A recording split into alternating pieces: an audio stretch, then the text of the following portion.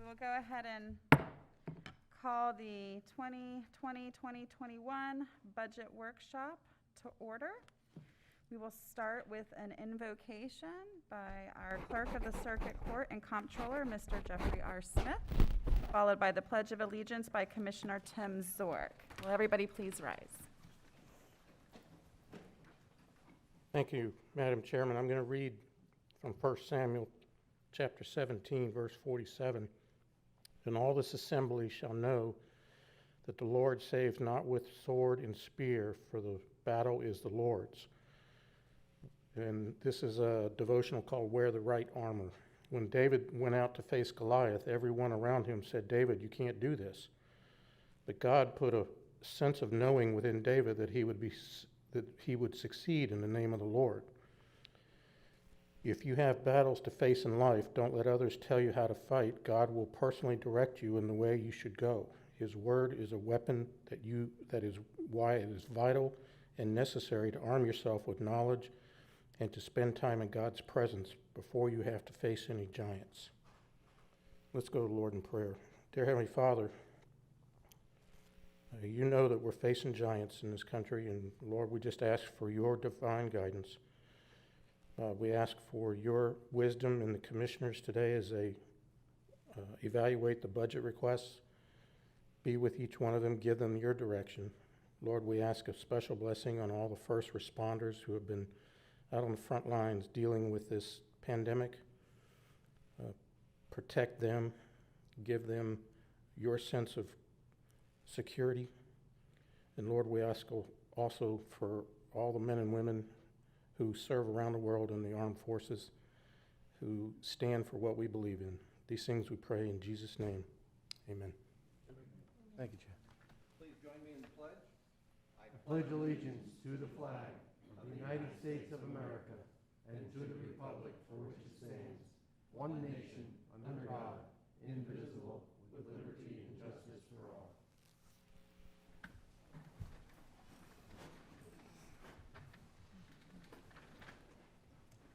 Thank you, sir. All right. First item, we'll get started with a general overview of the budget. Jason. All right, thank you, Commissioner Chair Adams and County Commissioners. We have before you today the proposed budget for 2020-2021. Just want to go over some of the highlights here of the budget overall, talk a little bit specifically. So currently, the proposed budget is about $393.5 million. That is a decrease of $36.9 million or 8.6% from the current year budget as of March 31st. However, if you compare us to the starting budget for last year, we are actually up by $25 million from the starting budget of $367 million last year, up by about 7% overall. So some of the highlights. So first, I want to back up and just say that we have prepared this budget. Not that we haven't talked about COVID too much, more than anybody wants to talk about, but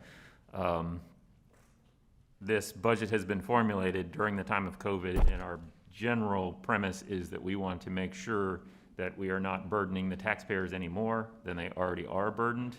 Obviously, there's been a lot of financial hardship due to COVID, businesses closed down, people losing jobs. Things seem to be getting back up and running pretty well right now, but we want to be mindful of that. So we have endeavored to make sure that we have, as we always do, a responsible budget that's fiscally conservative and not burdening the taxpayers anymore. And that has basically been our guiding light for the development of this budget. Do want to say that we have received a tax roll increase from the property appraiser that's 5.33% countywide. If you look in the unincorporated area, it's a little over 6%. That has provided some additional revenue, about a little over $5.5 million in additional revenue in the budget as proposed. I will point out, as Wesley Davis would undoubtedly want me to, that this tax roll is set as of January 1st each year, And so per Florida statute, no sales following January 1st are allowed to be included in the setting of the tax roll. So if there is a decrease in tax in values, that would not show up here.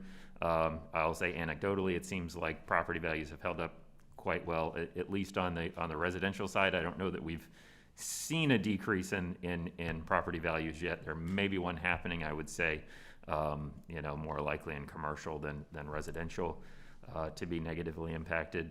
And again, it's coronavirus, a lot of uncertainty. If we have if we have a continued strong recovery that seems to have started, then this may all pass.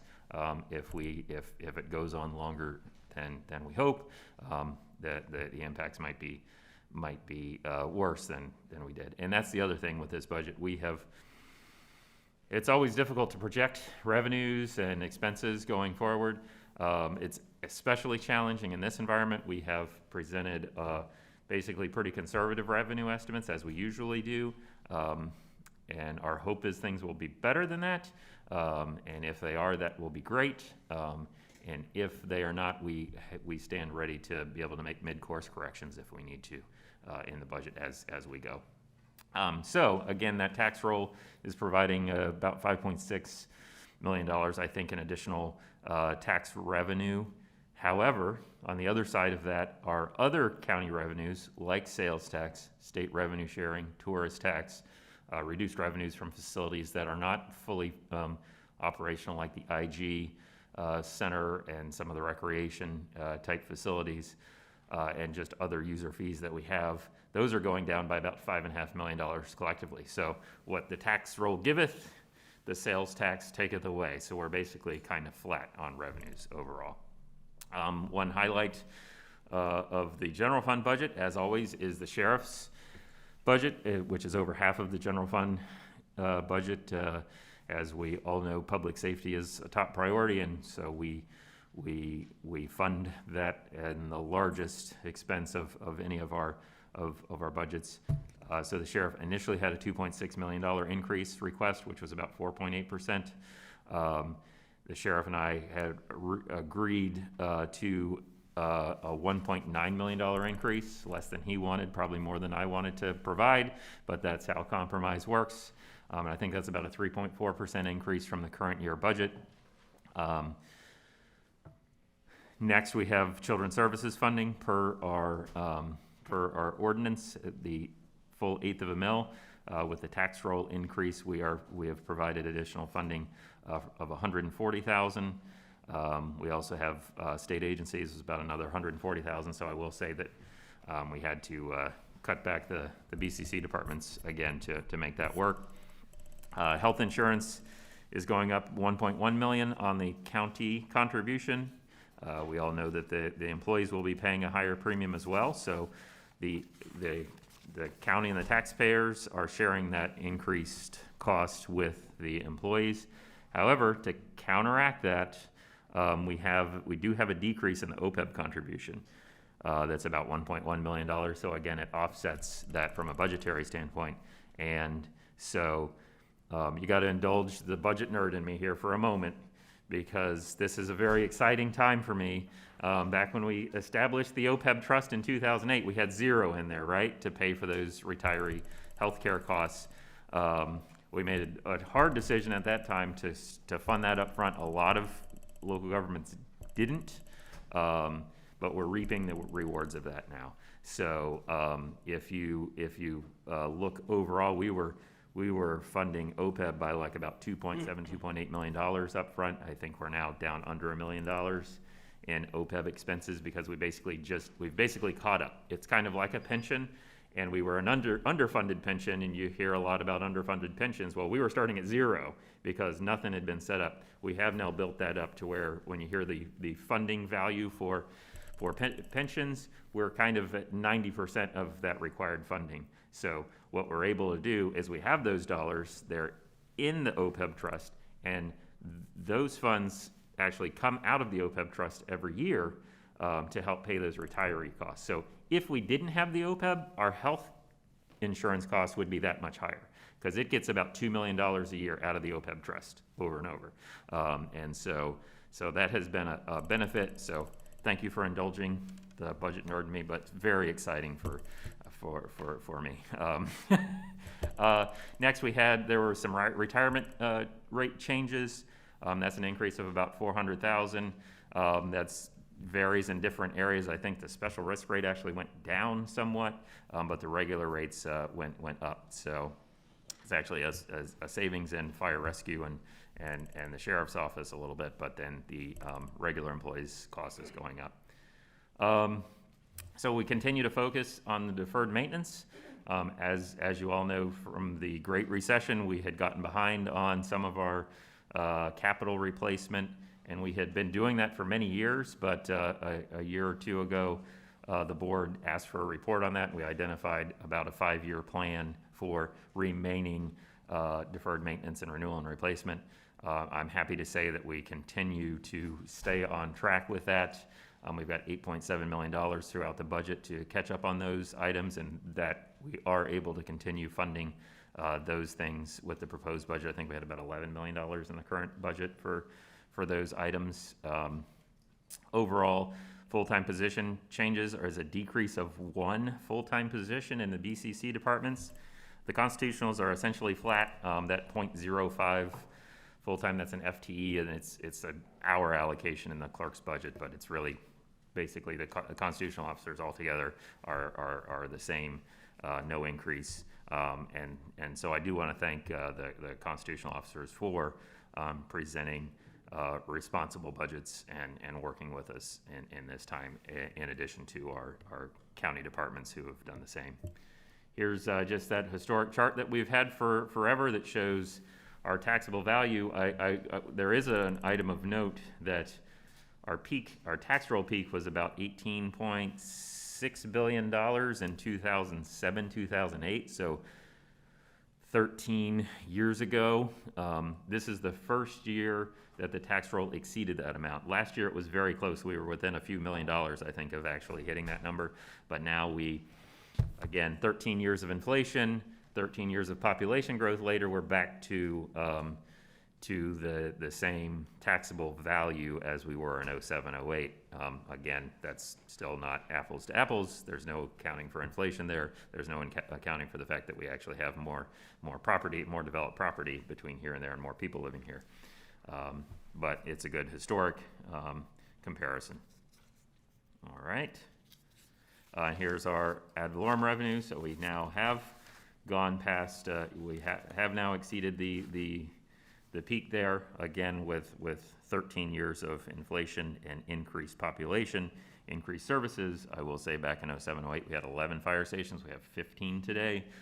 We had two main libraries at that point. We've added the Brackett Library as a third branch. So the amount of services we're providing and the things we're doing is far more than it was in 2007, 2008.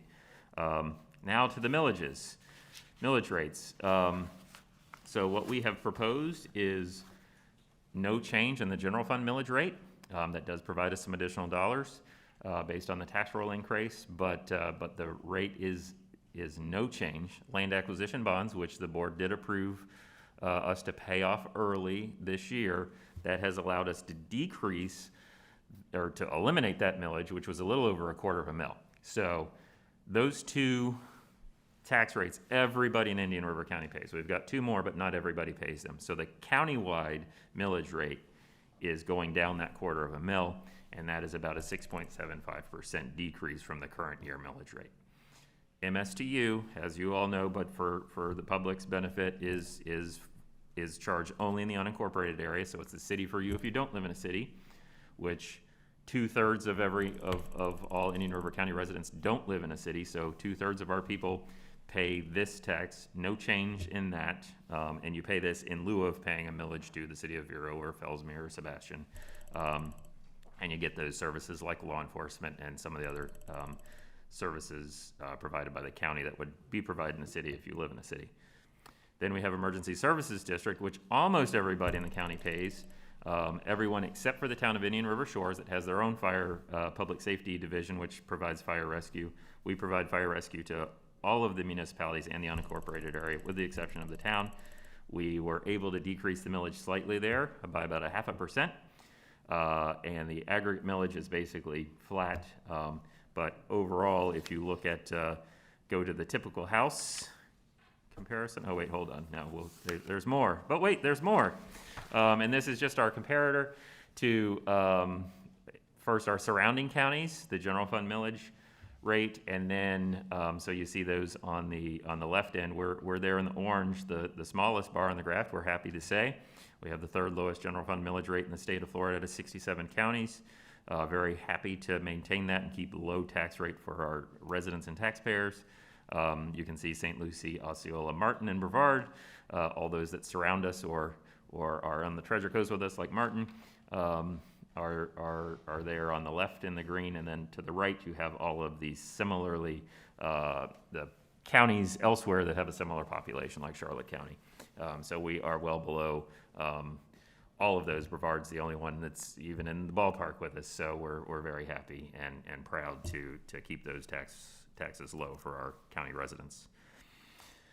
All right, here's just our breakdown on the general fund, that about 3/4 of the budget is essentially out of our control completely, or not completely within our control, I should say. We have the biggest chunk of that's the constitutional officers, like the sheriff and the others. We also have responsibilities to fund state agencies, such as the court system per Florida statute, and we have some expenses there. So that makes up basically 3/4 of the budget, and we have full authority over 1/4 of the budget. So that's always fun. Next, we have the typical house. So I was jumping the gun here, but this just shows what a typical house would pay in taxes based on the current year compared to what we're proposing for next year. So this scenario is a $250,000 assessed value with a homestead exemption of $50,000, so they would have a taxable value of $200,000. And here again is where we get to have fun, because where you live in the county, you pay different rates. So if you live in Indian River Shores, you only pay the general fund and land acquisition, which everybody pays in the county. So the tax bill for that property would go from $760 down to $709, or down about $51. Emergency Services District, so basically all of the other cities pay into the Emergency Services District in addition to that. So the total tax bill there is going down about $54 because they're seeing about a $2.50 decrease in the Emergency Services District millage.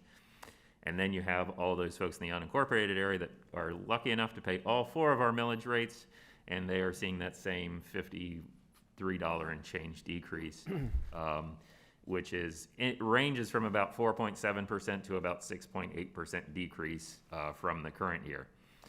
Now we also have a comparison for a homesteaded property that has its assessed value increasing. So all homesteaded property can't increase by more than the CPI or 3%. I think this year was 2.3% was the calculation. So that house that was $250,000 last year could be assessed for as much as $255,750 this year. So when factoring in that higher amount, the savings are smaller, but still, depending on where you live, you're somewhere between a 1% and a 4% decrease in the taxes, even with an increased taxable value. All right. And that is it for the budget overall. If we want to roll into the general fund departments and go through that. Fine with me. So we'll start out with an overview of the general fund. So that tax roll that we talked about, 5.3%, provides us $3.3 million in additional revenue with no change in the millage rate.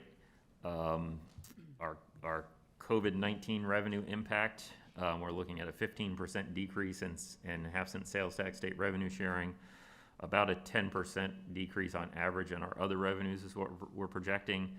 So that's a loss of about $2 million. So it's, hey, we got an extra $1.3 million. This is easy. Good times are here again. I will say that of that $1.3 million, we spent $1.5 of that on the constitutional officer increases. The largest chunk of that is the sheriff's budget, which is going up $1.9 million, but some of that is borne in the MSTU fund. So We're 1.5 million more in the constitutional officers. We have another 140,000 for children's services, as mentioned, and those state agencies going up 140,000. So we got about $1.8 million in other agency increases that we had 1.3 million to fund. So we've got about 500,000 in cuts that we've made. Primarily, those are coming in the BCC departments. I will say we also are decreasing our expense for the GO line because we did get some CARES Act dollars that we're driving towards that's lowering our required match for the grants, so that's providing us a benefit that will continue at the current level for 2 years, and then it steps down for years 3 and 4, and then we'll be back to fully funding there. But those funds have been a great help in helping balance the budget, but they will go away over time. What else? Deferred maintenance, as we talked about, got about $340,000 in deferred maintenance. The biggest areas of expense here are in the county parks and conservation areas in the general fund for that. Health insurance in the general fund's going up $500,000, and again, the OPEB contribution's going down about $500,000. So we can roll through the departmental budgets individually. Yeah, there we go. So the BCC office operations, the proposed budget is $1,076,296, a decrease of about $29,000 or 2.7%. County attorney is $951,977. It's going down over $700,000 or 43%. The prime impact there is the all aboard Florida funds that were in the current year. That's driving that decrease. GIS system transfer is $74,565. That's going up by 7.3% to provide additional funding for GIS costs. Communications, emergency services, this is where we house the expense of maintaining and operating our 800 megahertz system. That is $618,275, up about 2.2%. Main library, $2,553,234, down $92,000 or 3.5%. We had some current year expenses on that catch-up list. I think carpeting. What was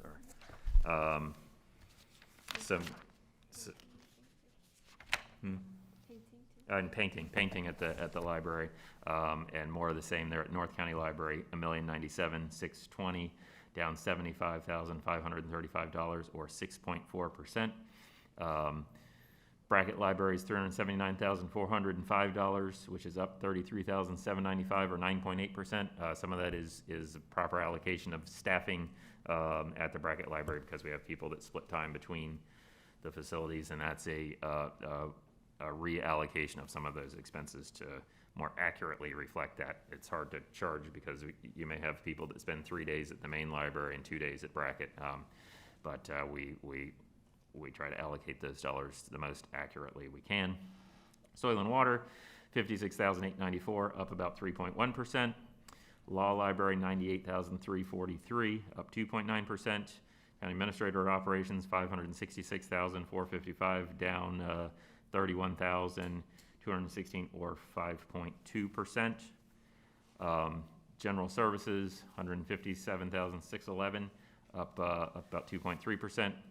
Human resources, $586,099, down $65,000 or 10%. We had in the current year some implementation costs of the Kronos automated timekeeping program, so that is gone from the new year budget, resulting in that savings. Veteran services, $288,570, up 2.6%. Emergency management, $457,564, down about $49,000 or 9.7%. Primarily, we have some grants in the current year, and we will get grants throughout the year next year. That's the reason for the decrease. And this is actually where we have to ensure that we are spending at least our average of the last 5 years to meet a non-supplant rule, or we can lose our emergency management base grant dollars. So that decrease isn't really a decrease. That's what we tell the state anyway. No. When you do apples to apples, some of the grants that we that we get. We're very fortunate to get some emergency management grants each year. But if you're doing an apples to apples comparison, we do not have a decrease there because our needs are increasing as well, but if we decreased, we could lose our grant dollars. Parks was, Parks is $2,878,121, which is basically flat, down 0.9%. We have a smaller amount of R&R projects in here, and I think we've got a projected savings for our beach park facility maintenance that's showing up here. We go to the next one. Human services, essentially flat, $281,941, down 0.4%. Ag extension, $190,039, down 4.7%. Parks conservation lands, were $580,469. That's up about 26.7%. I think we're giving the goats a big raise this year. They're hungry. They've been doing a great job, so they get a raise. But that's just increasing some of our commitment as we have more lands under management. For a long time, we were really doing this on a shoestring, and we were increasing our maintenance there. And as we do the improvements, the access improvements, our need to maintain those properties is going up. So we continue to see increases there. And that's another thing, just while we're on parks and conservation, I think it's fortunate that we've started developing those properties. So thank you to the leadership for the board on that, because during coronavirus, I think those types of resources have been used more than ever, which is, you got to see that silver lining, right?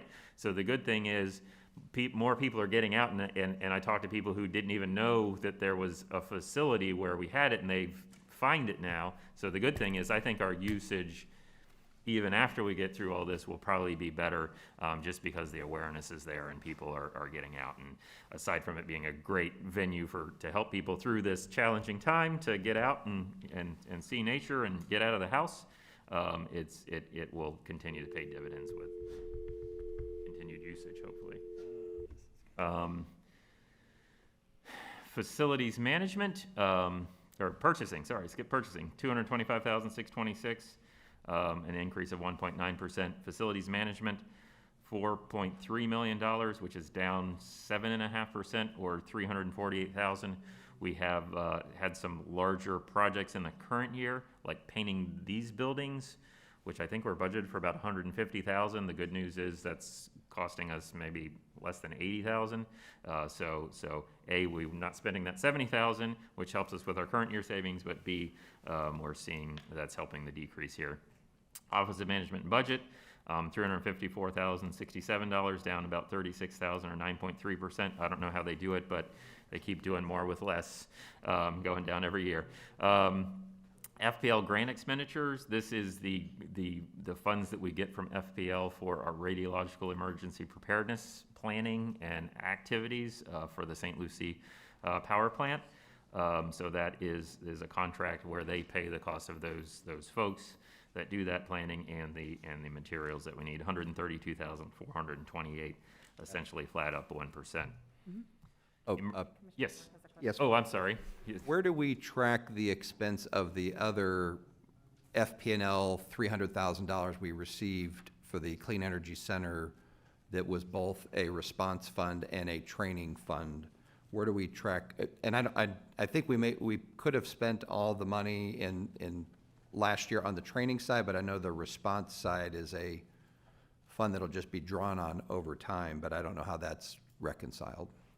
Yeah, so I believe that's primarily in the Emergency Services District for our fire rescue folks, but we did get those training funds to help with the fact that we will be the responders, and we have seen that we do respond there from time to time. And those are accounted for in Emergency Services. Okay. All right, anything else? Yeah, and please, if anybody has any questions as you go through, I'm reading through these, but I appreciate the break. It's the workshop. Yes. Next is emergency base grant, 105,851, down 2.9%. This is just basically the grant amount, and this is the grant that we would lose if, that I talked about under the emergency management side. That's a valuable grant that provides us additional resources to help with our emergency management planning. Next, we have information systems / telecommunication transfer. That is $782,531, an increase of 0.8%. We have really been investing additional resources here. Fortunately, the impact on the budget is not too terribly bad here in the proposed budget. Insurance premiums, this is just where we allocate our county insurance policies for property, casualty, those types of things for the general fund here, $291,715, that is flat. Next is animal services, that is $564,950. This is where we are budgeting if we were to take the responsibility for animal housing from the Humane Society. We have budgeted that here. That is not the plan. We're going to have to make adjustments based on whatever we do. You will recall that we entered into a 6-month extension with the Humane Society that I think ends September, October.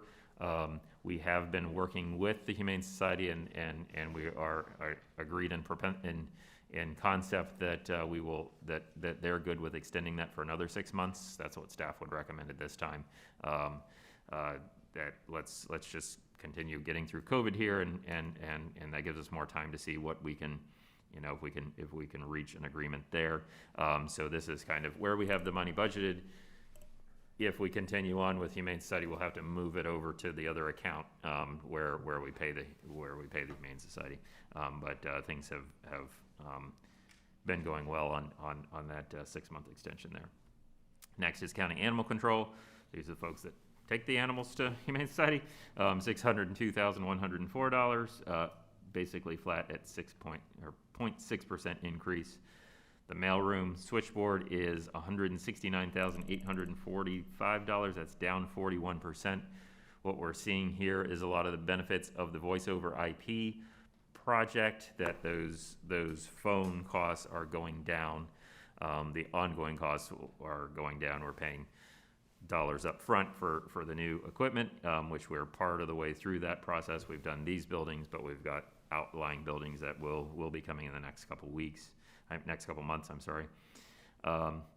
Next, we have the Indian River Lagoon Fund Department, which is $195,641. That's down a little over $100,000 due to the fact that we had a large amount in the current year for the lagoon study, the lagoon plan, and so that is driving the decrease there. So with all that, the BCC departments are down to a total of $20.6 million, down almost $1.2 million or 5.4%.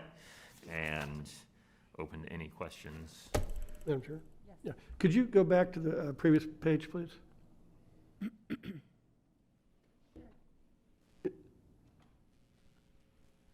Under the county attorney,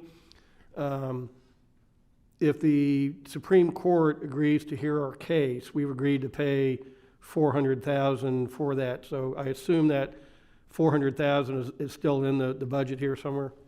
That is in the current year budget, and what we would do is if that continues on past September 30th, what we've done in the past is Just we've roll it over in the rolled budget remaining amount. amount. Okay. It's the same amount that we've been tracking forward, and what's left at the end of the year will move into the new year. Okay. And then he stepped out, but under administrator operations, that $31,000 decrease, was that the pay cut that Brian has accepted? Now's our chance. Yeah, that'll teach him to step out of the room. Can happen if you leave the room. No problem. Any other questions on general fund? Or Board of Commissioners funds? Nope. Oh, anybody from the public wishing, thank you, Dylan, to speak on this or have any comments? No? All right. We'll move on to constitutional officers.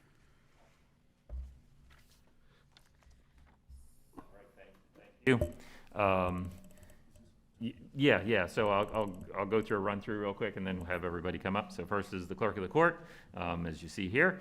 Jeff, the proposed budget is $1,149,565, up $45,000 or 4.1%. He's the one responsible for that .05 FTE change, so I'll let him explain it if he wants to. But basically just an accounting issue there. Next is the tax collector. The tax collector's budget is not due until August 1st, so that is not something that Carol Jean has requested. That is basically staff's estimate of what we will need to fund the budget next year. $1,860,000, up 0.4%. Property appraiser is $3,201,992. That is up 0.7%. So I will point out that the property appraiser's budget overall did go down slightly. However, the allocation to the individual funds has gone up, and I'm going to tell you why. That's because the land acquisition bonds have gone away. So last year we had, I don't know, like $40,000 in the current budget that was funding a portion of the property appraiser's budget for based on the calculation, but when that goes away, there's nowhere to pay that, so that gets allocated to everything else. So that's why, although his budget's going down slightly, the allocation in the general fund that you'll see is going up, but overall down slightly. Sheriff, and we've scheduled the sheriff later in the day, and so we'll reserve time for him if he wants later, but happy to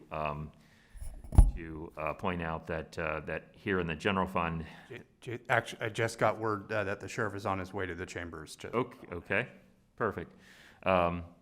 So the proposed budget here in the general fund is $55,202,018, which is up $1.5 million. The total sheriff's budget, let's just make sure, because that one's always, want to get that full amount there because of the different funding sources for the sheriff. His total is up by 1.9 million, and it seems like we frequently have questions on this. So just to be clear, the proposed budget, and let me know if I'm wrong on this, Kristen, is $57,076,000. It's $76,800, which is up $1,876,800 or 3.4%. This is the general fund portion, which funds the primary portion of it. However, some of the budget is funded by the 911 surcharge, and some of the capital is funded out of sales tax. So that's the reason for there you go. They have it there. If I just look at the screen, I'd see it. So the total's the 57 million, as I said there, 3.4%. All right.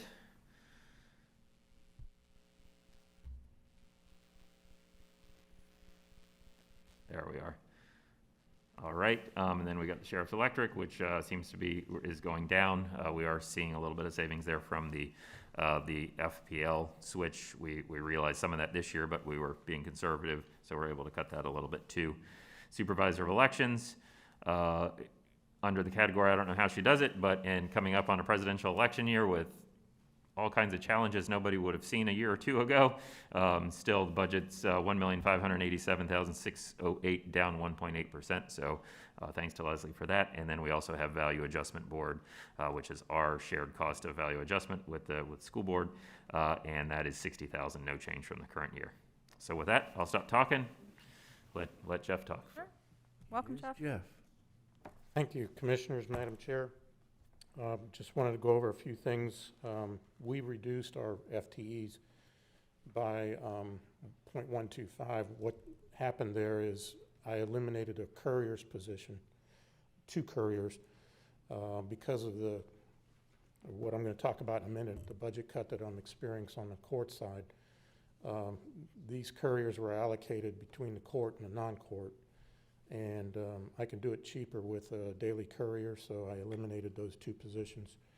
And we also have a staff accountant who was on salary, who has gone to 32 hours and gone down to hourly because she wants to finish her degree. So that's where the FTE change comes in.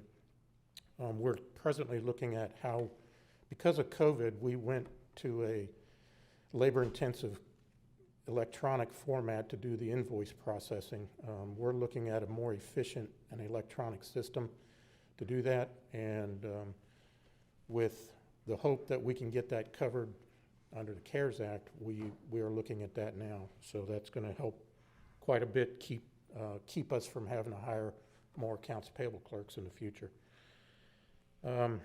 As I said, the budget cut that I'm experiencing on the court side is $399,000, and that has to be taken into account between July and September. That's every clerk in the state is experiencing that due to COVID lack of funding or the lack of revenue coming in while the shutdown occurred. We were on track. We collectively, the 67 clerks, were on track to collect more than what our approved collective budgets were until the pandemic hit, and then it went to zero almost instantly. The trust fund is about $60 million short to get us through the end of the fiscal year, which is September. We all got cut about 13.31%, which if you annualize it on an annual basis, because we have to take those 13% in just 3 months, it ended up being almost 53% of each of our budgets.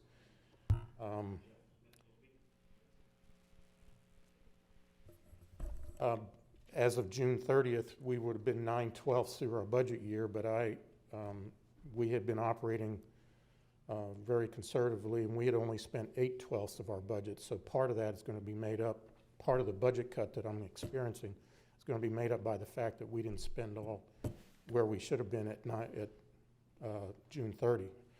The other things that we're doing is we're making some other adjustments, cutting some things out so that hopefully we can make it through September without any furloughs or layoffs.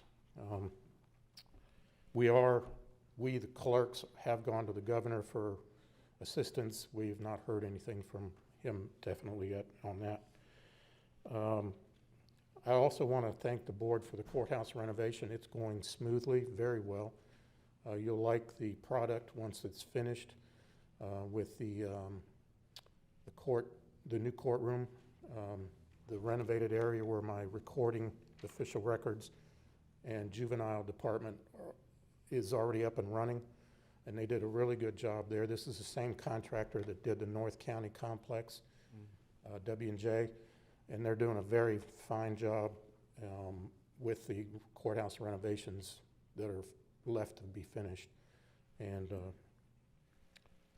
so from that standpoint, I'm open for any questions. Right, any questions for clerks? No? All right, thank you. We appreciate your budget. Thank you, Jeff. All right. And then we have Wesley Davis is on the line there, so Okay. sorry for the No, interruption because of the technology. sure. Good morning, Commissioners. Can you hear me okay? Oh, yes. I apologize about this, but I will also let you know we've had 3 employees test positive, and so I didn't think there was any need in me or staff coming over there at this point. So forgive the informality, I guess is the best way I could say this. But I'm pleased to give y'all the budget's been approved by the Department of Revenue. Shows an actual decrease in our budget over last year. Mainly the savings that we had was from an overlay position for an employee that's in drop that would allow us to have somebody kind of be guided for a year in that position to get ready to take over when that employee retired out. We've decided not to fill that position, and that's where the lion's share of the savings has come from. And again, we're making some heavy investments in technology to make us better and cheaper. And we're pleased to say that we're moving rapidly in that direction. And it's my intention again next year to come in with more cuts. So if you have any questions, I'll be more than happy to answer. And I appreciate everything that y'all are going through, especially during these trying times. Thank you, Mr. Davis. Are there any questions for the property appraiser? No? All right, thank you. We appreciate it, and we wish everybody in your office healthy travels. Thank you very much, Madam Chairman. All right. Let's see, next, the Supervisor of Elections. Welcome, Leslie.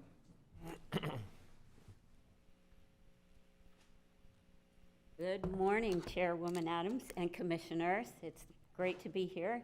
These are definitely unusual times that we're living in. The way we conduct elections seems to be fluctuating day to day with the various legal challenges and the coronavirus. And I do want to thank Dylan Reingold. He has been invaluable helping me because it seems like they're suing all 67 county supervisors of elections. So he's been a tremendous help to me, so thank you. As you know, the upcoming fiscal year will include the presidential election. And for those elections, we usually have between a 78 and an 80% turnout. In addition, our vote by mail requests have been through the roof. And you were talking about a bed tax. You're going to start collecting it from the elections office because we've been there very late hours every day. And it's extremely labor intensive because we have already inserted over 32,000 vote by mail packets, and now they're coming in hundreds and hundreds by the day for requests, and then we have to go through all of them and verify all the signatures. So my staff is doing an amazing job, and we included in our budget for the next year a 2-card ballot. I don't know what's going to happen. We have 6 constitutional amendments. We have all the municipalities. We have the ballot that has to be in English and Spanish. So we have to be prepared for that. And with 2 cards comes additional postage and printing costs. Our budget is down just a little bit, so we want to thank you so much for your support of the elections office. And I did a little comparison. From the last presidential election, the number of registered voters is up 12.5%, so this county is growing like crazy. So I want to thank you all for being so supportive of the elections office. Well, we do appreciate that the elections office makes Indian River County look very good when we have difficult elections on a regular basis. So we appreciate the professionalism for sure. Are there any questions, the supervisor? Nope. Leslie's office does a great job and makes our county look good. Thank you. Definitely. Thank you. We'll Thank keep our you. fingers crossed for this go around. Thank you. Thank you. All right, and there was no changes to Value Adjustment Board. I see the sheriff is here. Welcome, Sheriff. You're looking very dapper today. Good morning, Madam Chair, Commissioners, and it's an honor and a pleasure for me to be here. I first want to thank Commissioner Solari, Commissioner O'Brien, and Commissioner Flesher, who were with me 12 years ago. And I know Commissioner Solari, and I can see him smiling underneath his mask. We've had some challenging times, and I do want to thank the 3 of you that have helped me guide through this. To our new commissioners, thank you. It's not always like this. Of course, myself and Administrator Brown spoke about 2 weeks ago, maybe, and I asked him at the end of the conversation, I said, next car I buy, can you go with me? Because, boy, he beat me up a little bit, and then I think I may have beaten him up a little bit. It's a very fresh day. It's a beautiful day because, in fact, I was talking to Ms. Stone on the way in. I said, what a retirement present, not arguing with the board or the administrator, right? Can you put a value on that? So I'm here today. We've come to a compromise. Continually going to enhance the deputy salaries and make us more competitive than anyone in the region. And for that, I say thank you. All right. Are there any questions for the sheriff? Sheriff, will you be back here this afternoon? Because you're on the agenda for after 1:30. And If you need me here, I'll be here, sir. I don't think we need you, but other people might want to ask questions or speak to you. And since you're scheduled in the afternoon, I think it would be appropriate if you were here. Thank you. Okay. Great. Are there any other questions Yes, for the sheriff? Yes, Commissioner. Sheriff, thank you for your kind words. It's been a rough road each time as the budget had to go up, and there had to be some negotiations. Jason mentioned that there was some negotiations. We were aware of them, and I want to say that it's not oftentimes when you say thank you for the budget to increase. Usually the thank you is for the budget to decrease. But in these trying times, in this ever-changing, evolving challenge that you're confronted with on a daily basis, I say thank you now. Well, thank you. You know, that's the big thing with Mr. Brown and the 3 senior commissioners. I can tell you, 9, 10, 11, and 12, Wow. Mr. Brown knows it wasn't fun. And, you know, I didn't want to get up and argue and do some of the things that we did, dog and pony shows, Mr. Brown. And I tell you, he was a tough budget director and pretty tough administrator. And I feel very confident in Mr. Brown for the next several decades in this position. He's easy to talk to. He's easy to talk to. We fight a little bit, but you got a young kid here, and I wish you the best, Jason. Sheriff, Yes, sir. in case you feel like going forward that you need to keep up your skill set, I'd be happy to get with you on an annual basis, pick an issue and argue it out. Yeah, we held signs together in '08, and we were like buddies, and then 9 and 10, it kind of unraveled, but now here we are. But it's all good, and thank you, Commissioners. Thank you. Anything else for the sheriff? No, thank you for your service. Yes, sir. Thank you, sir. Enjoy your retirement, Sheriff. Thank you very much. Yeah, and if I could thank the sheriff for the kind words and want to offer his kind words. You know, won't be the same without Sheriff Lohr next year. And we have had some challenging times, but some good times. And he has, you know, even though we've had our differences on the budget, sometimes I will say, especially during the downturn, he did a tremendous job helping us out and cutting the budget, cutting his budget in a very crucial area that you want to make sure you keep that level of service.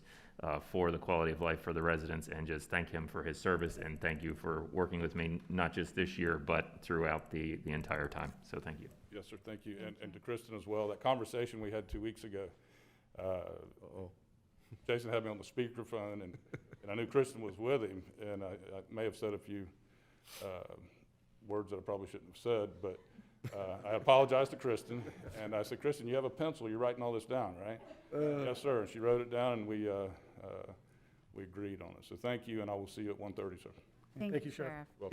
If I can just add, and many citizens may not be aware of this, you know, I attend these monthly Florida Association of County Attorneys calls, and we talk about issues that are throughout the state. And I can tell you through the years I've been on them, there's inevitably something county versus the sheriff's office, or the something county versus the clerk's office. And these fights with constitutional officers, I just think today is a great example of the things that Indian River County is proud of, where the board and all the constitutional officers have worked so well together. It is, and ironically, I was on the phone this morning with a North Florida sheriff. His administrator will not call him back. He does not call the administrator. The board, he has no interaction with the board. The county, in that particular county, is building a county jail without the sheriff's input or without anybody of the sheriff's office involved in it. So, Dylan, you're exactly right, and I think I've said that for the last 12 years, basically. And that's a fact, and that's why we live in paradise. So I'll see you at 1:30. Thank you. Thank you, Sheriff. Thanks for your team. All right. Jason, you want to move on to the MSTU? All right, yes, MSTU Is that where we is are, or? next. Gotta find our way back to that. So just the MSTU budget overview. Again, the tax roll is going up about a little under 6.2% here. That generates $685,000 in additional revenue at the same millage rate. We'll say we've got about a $400,000 COVID revenue impact here. The biggest things impacting the budget here, again, are the transfers. Primarily the sheriff's office, as we pay for the law enforcement function of the sheriff's office from MSTU, so we're not double taxing the cities. So a portion of that, of the sheriff's increase is borne here. And then additionally, we've got an increase in the transfers to the transportation fund, which is experiencing its own revenue loss primarily because of a decrease in gas tax. So here, increased health insurance costs, $34,000, OPEB savings of $27,000 to balance that out. We have a net decrease of 1 full-time position overall here in the shooting range, and no, we're not decreasing the staffing overall at the shooting range. What we're doing is adding 2 part-time positions, but due to the savings of the health insurance and the OPEB, and the fact that the employee retired at a higher rate than we intend to hire the new folks at, will result in about a $33,000 cost savings, but it will actually provide us more operational flexibility to make sure that we can staff the shooting range appropriately and at the peak times better with those 2 full-time or 2 part-times than 1 full-time. So that is MSTU budget overall. So here's our taxable value and our historical millage. If we go to the individual budgets departments there. So we've got a bunch of things going on here. North County Aquatic Center, $944,862, down a little over 300,000 or 24.6%. We had some roofing project and pool resurfacing, I believe, in the current year that's driving that decrease. Gifford Aquatic Center, $395,383. Again, more of those catch-up renewal and replacement projects there, accounting for the decrease of 10.5%. Recreation overall is $954,122, down $96,000 or 9.2%. The IG facility is $623,150, which is going up about 4.8%. So we have a slight change in the staffing between the recreation and the IG, where we're dedicating some charging a person more to the IG than that was charged to recreation in the past. Next is our beach parks, 942 or Ocean Rescue. I like to call it $942,653 or 0.2% decrease. Shooting range, $783,729, down about $43,000, primarily due to that staffing change, or 5.3%. Planning and development, $235,631, down about 12.8% due to employee turnover there. Next is county planning, $1,322,520, up about $51,000 or 4.1%. Code enforcement, $530,547, up 1.3%. This roads and bridges, that's where we pay for the demolitions of the unsafe structures. We do that via budget amendment. That's why it's zero. And telecommunications, that was a mid-year expense there, but those costs are housed in the IT fund now, primarily. And then the last one is just an allocation of the portion of the tax collector's budget, which is no change. So overall, MSTU department's going down $472,000 or 6.5%. So with that, turn it back over to the chair. Are there any questions on the MSTU fund, commissioners? Anybody from the public? All right, then we'll move on to the transportation fund. All right, transportation fund. Budget overview, we have a net decrease of one full-time position here, which results in a $21,000 savings. We're deleting 3 maintenance workers in road and bridge with the addition of a piece of equipment in the current year, where that will enable us, I think, to do backlot swales better and with fewer staff. And then we've got 2 additional employees proposed, one in stormwater and the other in engineering. I believe increased health insurance costs about $100,000, and the OPEB's down $80,000 here.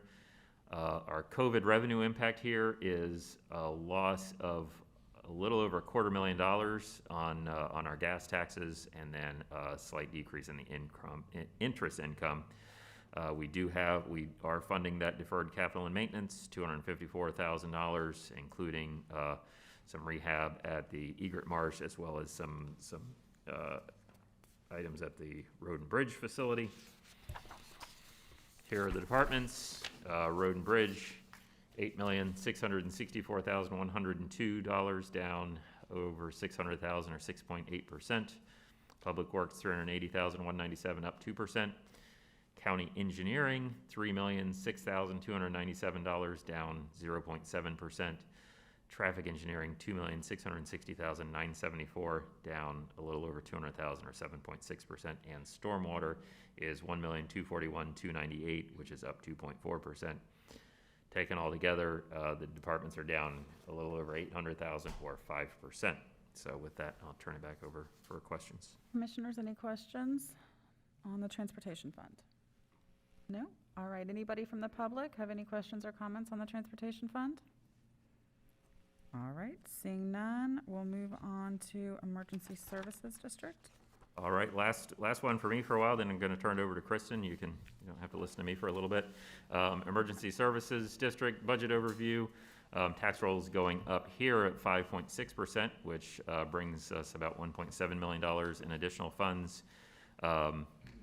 We have the increase in health insurance costs about $200,000, and OPEB is decreasing almost $300,000 here. We do have the slight millage decrease of 0.0124 mils, which is about a 0.5% decrease in this millage rate. We don't really have a negative impact of COVID here on revenues. It's definitely impacting the department as we're having increased calls and having these folks treat COVID patients, but there's not an impact on the revenue, which has enabled us to lower that millage somewhat. We do also have in there funding for a portion of the construction for a new station, I believe Station 15 in this instance, which we hope to move forward on. As you know, we're not moving forward with the purchase of the land on Station 7. We continue to look for the right location there. I was thinking Station 7 might occur first. However, we have had some recent discussions with the city of Fellsmere, that process, the development that they're getting land for Station 15 for us for, that seems to be moving forward. So we're hopeful that we'll get through the process fairly soon, and then we can move forward on Station 15, because as the board knows, we do have 2 stations located in modular facilities. One is Station 7, State Road 60 and I-95 essentially, that we're looking for that location, and the Station 15 is the Vero Lake Estate Station, which is temporarily at the North County Park pool there in the parking lot, and our goal is to continue to work with the city of Fellsmere to get that site, which is along 512, just a little east of I-95 there, and so we're excited to hopefully get one of those stations, at least one of those stations, moving forward this year, and get those folks into a permanent location. So you can see here the history on the millage for emergency services and the tax roll. The tax roll has now reached back to its peak right at that from 07-08, and our millage, we did have to increase the millage a little bit back there a couple years ago in order to continue to provide the level of service that we need to keep our residents and treat our residents' life safety issues. With that, that's all for emergency services, so I'll turn it over for any questions. All right, commissioners, any questions on emergency services? Anybody from the public have any questions on emergency services? No, seeing none. We will move on to the non-departmental. First up is state agencies. Christina. All right, thank you. We'll start with New Horizons here. They're requesting $319,884. This is no change from the current fiscal year. State Health Department is a request of $738,670. This is a 3% request over the current year. I will add that we have about $500,000 in expenses programmed for our CARES Act dollars that will get us through December 30th. Those are for additional contact tracers. Treasure Coast Regional Planning Council, $66,624. This is an increase of $1,339, or about 2%. Indian River Lagoon National Estuary Program Council, their request is $50,000. That is flat from the current fiscal year. Department of Juvenile Justice request is $469,737. This is a 5% increase. We have not received their increase yet, or their request yet, and we won't receive that until about mid-July. So the budget office has estimated a 5% increase there. Department of Juvenile Justice Teen Court, a slight decrease of 2.62%. They're requesting $27,500. Our Medicaid portion, we get this allocation from the state. That is a request of $1,340,230. This is a 2.3% proposed increase. Environmental Control Board, $7,033. This is no change from the current fiscal year. Court Administration, their proposed budget is $364,683. This is a 4.95% decrease. This is mainly due to a facility wiring project that they had in their budget request for last year. Guardian ad litem, $131,707. This is a $6,114 decrease, or 4.4%. This decrease is due to a decrease they will see in their rental expense. They are moving into their new facility in April of 2021. If you will recall, this is the third and final year that we're contributing $57,500 toward their new location. And this new location will save us in rental costs going forward in the long term, so we should see a reduction in their budget for next year. Victims Assistance Program, they are requesting $75,727. This is a $3,509 or 4.86% increase. State Attorney, they are requesting $343,451 or $25,926 increase, or 8.17%. They have some IT projects that they have proposed in their upcoming fiscal year. Public Defender, their request is $101,581. This is an 8.81% increase. They also have some IT improvements and some computer hardware upgrades that they've proposed in their budget.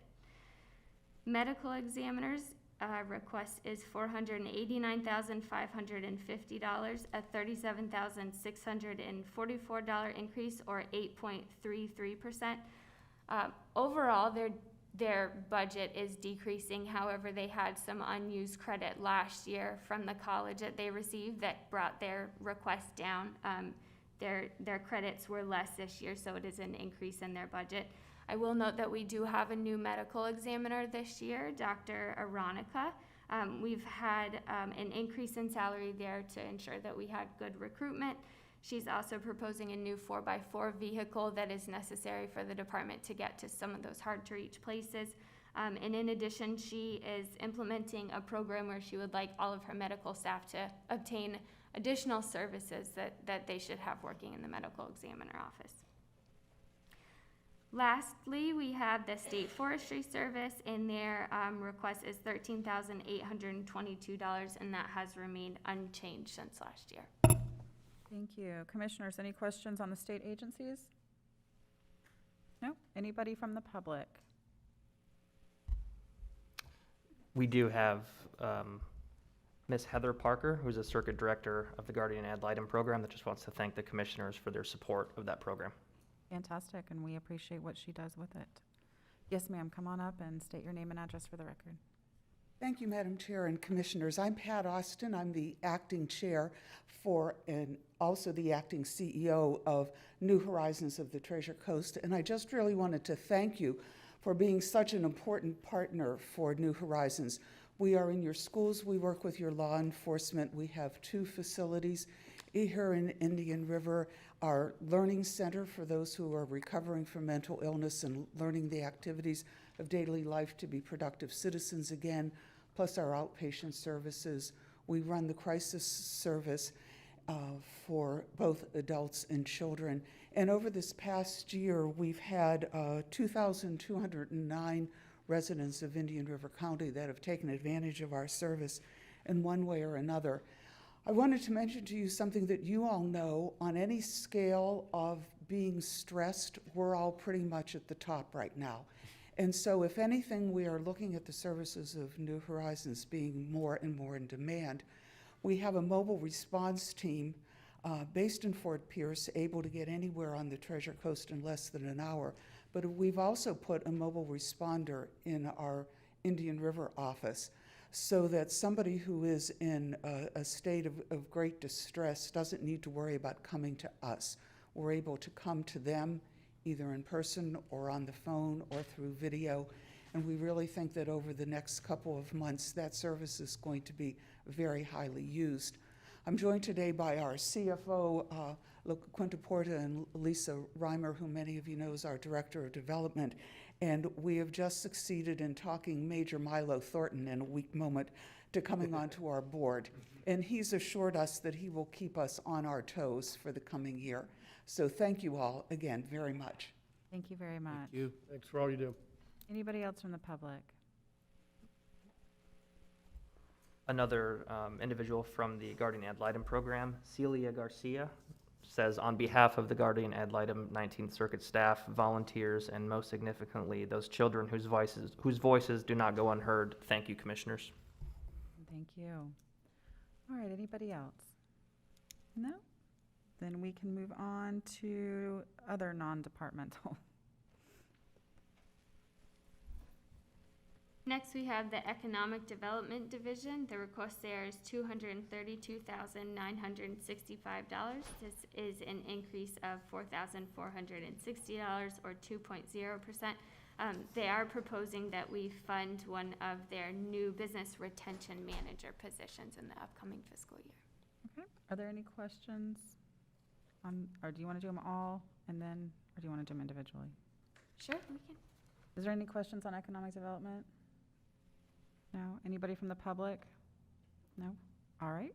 Children's Services? Moving on to Children's Services, the total award here is $2,205,912. This is an increase of $140,865 or 6.8%. This was approved by the board on March 3rd and is at the full 0.125 mil cap. Okay. Any questions on Children's Services? Anybody from the public? No?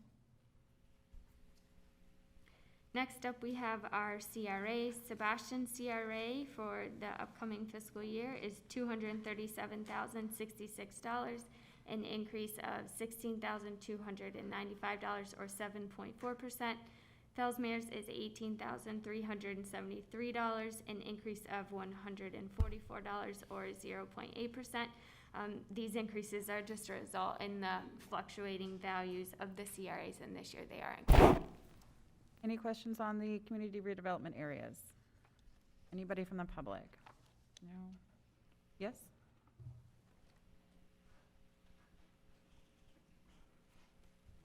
Welcome. I'm incognito, so you can't tell who I really am. I'm Chief Judge Merman, and we're past our part, but I just wanted to take the opportunity to express my appreciation for your support for the judicial system, particularly the construction that's gone on at the courthouse, and the offer of assistance for personal protective equipment as we go through what we're still battling with in the court system, much longer than we thought we were going to be with the COVID situation. I also want to tell the board that I'm very sympathetic to the clerk's situation. I know about it. I've been in discussions with the other clerks about that. We're going to do everything we can to work with the clerk to facilitate that as much as possible, but it's a very difficult situation. I just didn't want to go further than that unless they had any questions for me. Thank you. Thank you for your comment. Thank you. Helene, I know you're here, so I want to make sure you had the opportunity to speak, and Dory as well.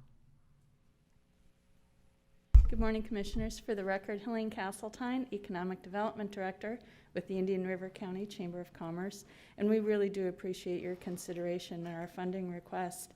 And in these times, business retention really is crucial, and we're doubling down is what we're doing. So anyway, we really appreciate your support, your continued support, but yes, we are doubling down on our business retention programs, and thank you for yesterday approving funding for the grant program. I think that's going to go a long way for our local businesses. So thank you very much. Thank you, and thank you for your work with economic development in the county. We appreciate it.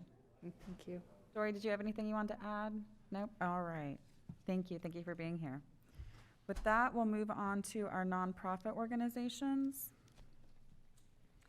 So here we have our nonprofits. Per our outside agency funding policy, these nonprofit increases are tied to the CPI index. Unfortunately, the CPI index this year was negative. It was negative 0.24. However, we are proposing to leave these budgets flat, so there are no changes from last fiscal year. Mental health budget is $23,843. United Against Poverty, $10,642. 211, $10,642. Veterans Council, $90,000, and Keep Indian River Beautiful or CURB, $55,454. Commissioners, are there any questions on the nonprofit organizations? No? Anybody from the public?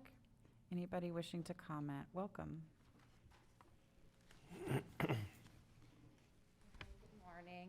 I'm Angela Gazinski, COO at Mental Health Association, and I just want to thank you for the continued support for our walk-in and counseling center. If it wasn't for the support, we wouldn't be able to see people same day for immediate screenings in a mental health crisis.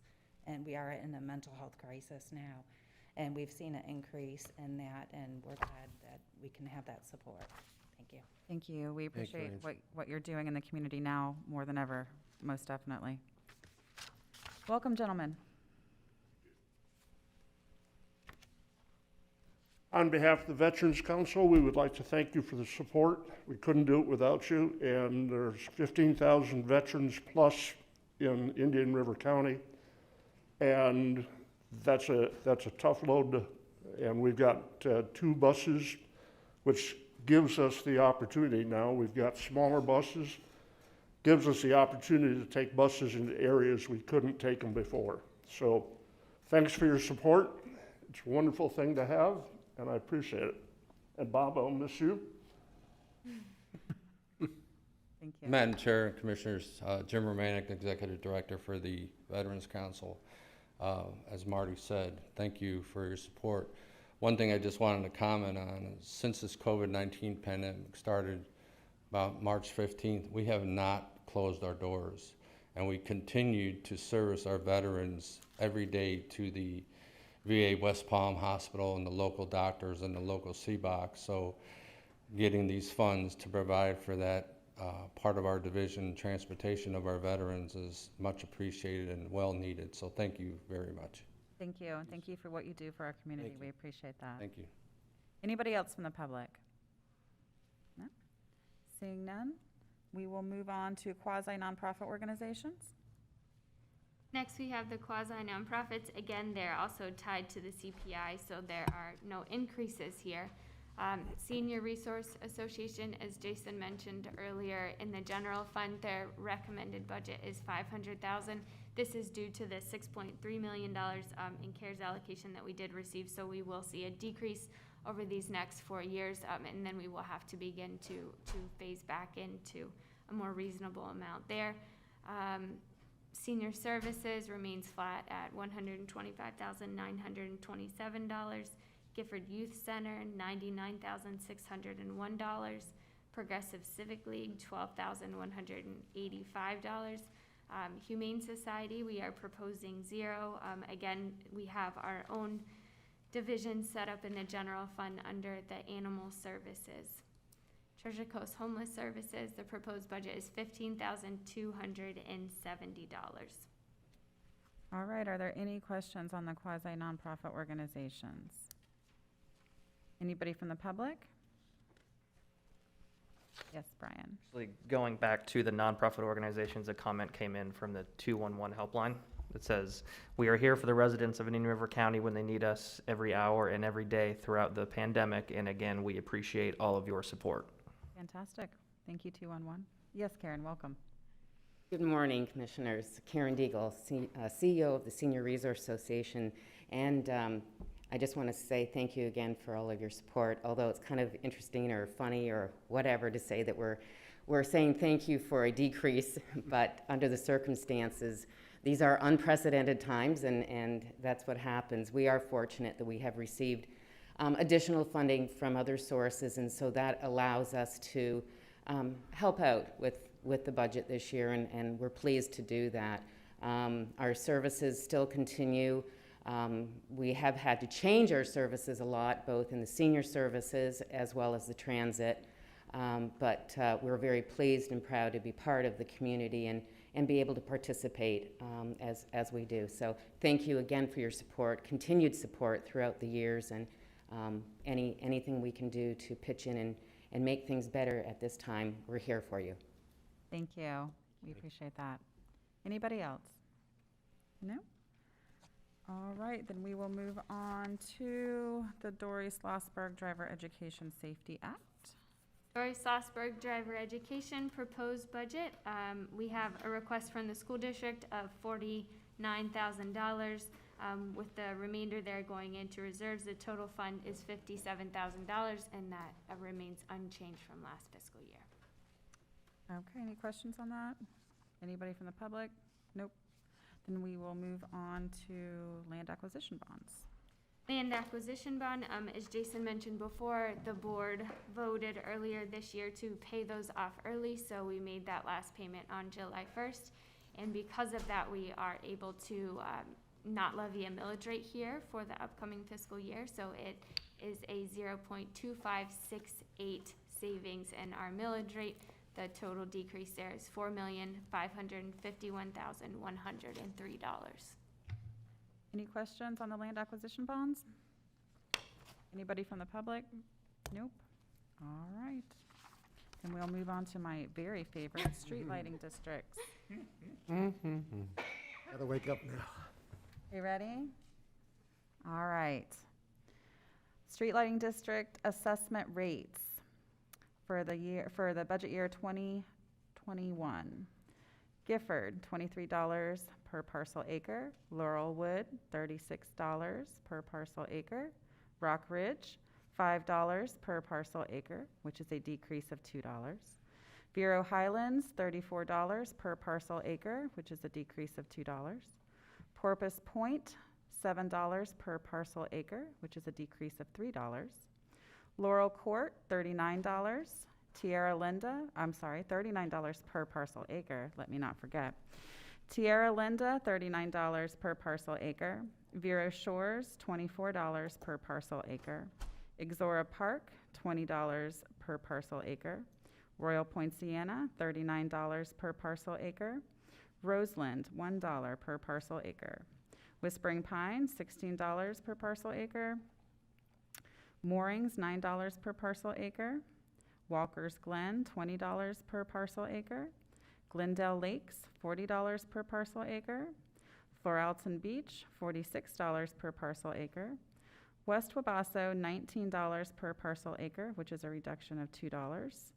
Oceanside, $51 per parcel lot. Oslo Park, $15.68 per parcel lot. And with that, I'll ask if there's any questions. Just a comment, Madam Chair. You know, it's kind of been our tradition that the junior commissioner read these, and it's going to be a very sad September when you only get to do this 2 more times. But, you know, Commissioner Adams does such a great job doing this. I'm thinking maybe we should change the policy and make her the full-time street light reader, because she just does such a wonderful job doing this. And so I just throw that out there for the board's consideration, that we make you the all-time streetlight district reader. I worked so hard not to mess it up. I know. You put all this work in. You've done a great job.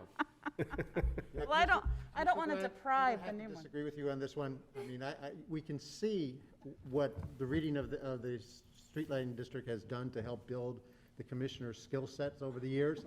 And I don't think we can deprive future commissioners of that benefit. So just as she and all of us have benefited from this and have helped build our skills, I think that future commissioners ought to have the same opportunity. So you owe me one, Madam Chair. Thank you. I would not want to deprive. You are Hey, correct. we could dim the light. Does anybody from the public have any questions on the awesome street lighting district assessment rates? Seeing none, all right. We'll move on to the MSBU's. Moving on to the MSBU's, first we have Bureau Lake Estates MSBU. There is no change from the proposed $50 per parcel acre. East Gifford Stormwater MSBU, again, no change from the $10 per parcel acre. Oceanside Street Paving MSBU, the assessment last fiscal year was $415 per lot. I will say this is going down to 0. This was initially set up to be a 5-year program, and it would just sunset after the 5th year. So here we are. We've implemented those 5 years, and we can go ahead and remove that rate going forward. Fantastic. Any questions on the MSBU's? Anybody from the public? Nope. All right, then we can move on to enterprise funds. All right, you're stuck with me again. Sorry about that, Jason. Pardon me, the golf course, proposed budget's $3,219,703. That's an increase of $106,731. I want to say something a little bit about rates here. We do not have a rate increase proposed, and it's been longer than I can count that we've raised the rates. We're not proposing that at this time. And actually, our golf course has been doing very well this summer. But there are a lot of unknowns here. If we're operating the same way we are now throughout the year, hopefully we can get past this. But with the single rider per cart, one of the things we have to do is that limits the number of people we can put on the course. So whereas in season, I think we had like 8 minutes between tee times, I think we're up to 12 or something more than that now. And what that does is it spreads people out on the course. So not as many people run into each other in the course. That also enables us to do the single rider per cart policy, which obviously if you're from the same household, you can ride the same. But we simply don't have enough golf carts to do single rider on 8-minute intervals. So if we're continuing to operate in this manner, we may have a revenue loss in season just because we can't put as many people on the course as we normally have. So we're going to continue to review that. But just did want to put a pin in this one, put a placeholder out there that there may be the need to look at a rate increase. I will say we're well below the competition, and we may need to make a rate adjustment during the year, or there may be some operational changes that we need to do. So just want to mention that. Next is building department, $5,233,771, an increase of $191,778. Same staffing level here. We have had relatively good activity continue on there. It's a little bit lower than it had been, but we're hoping for a good bounce back. Seems like residential is holding up. My guess at this point is commercial there might be less demand for commercial going forward, but that's just my feeling on that. Next is utilities, $47,586,827. That is a decrease of nearly $2.6 million. A couple of things here. We do have one additional position proposed here. That's an assistant utilities director. We have, since the downturn, we once upon a time had an assistant utilities director. We've been getting by without one. It's becoming evident to me that we need to boost our resources there to help make sure that we're operating that department the best we can. We've grown customers, well over 10,000 customers since we're over 50,000 customers now since the time when we had an assistant director, and that world is just getting ever more complex. I will also point out here that due to that additional cost, as well as increased staffing costs overall due to salary increases, as well as increased chemical costs, we are recommending here that the board approve the 1.5% CPI rate increase. A couple of years ago, I think 2017, we had a rate study done that recommended we have a CPI increase. We implemented those new rates, which were not any material increase from what our rates had been as they were set in 1998. But they did recommend that with the costs going up, that we do utilize the CPI. This year that we're in, we didn't do that because we were only part of the way through the year when we implemented those rates, so we bypassed that. However, staff is recommending, in order to deal with the ever-increasing costs here in utilities, that we are recommending that the board approve that 1.5% CPI increase in the rates. Next, the utility impact fees fund is $2,527,227, up $7,302. That's just where we account for the impact fees that are coming in, or the capacity charges, as we actually, as we sometimes refer to them here. So that's it for enterprise funds. Any questions on the enterprise funds, commissioners? Anybody from the public? All right. We shall move on to internal service funds. Why don't you do Okay, internal service funds. First, we have fleet management. The proposed budget is $3,755,292. This is a decrease of $272,601. This decrease is primarily due to the reduction we're seeing in fuel prices. Risk management, the proposed budget is $6,443,032. This is a decrease of $293,064. This is primarily due to a budget amendment we had in fiscal year 1920 for the Wabasso Pier. We are seeing an increase in our insurance premiums as the board approved a few months ago of 33% there. Moving on to employee health insurance, the proposed budget is $27,721,331. This is an increase of $2,041,293. As everyone is well aware, we're just seeing an increase in our claims cost in the health insurance fund as we have over the past few years. Lastly, we have the Information Technology Fund. The proposed budget is $3,665,212. This is an increase of $226,786.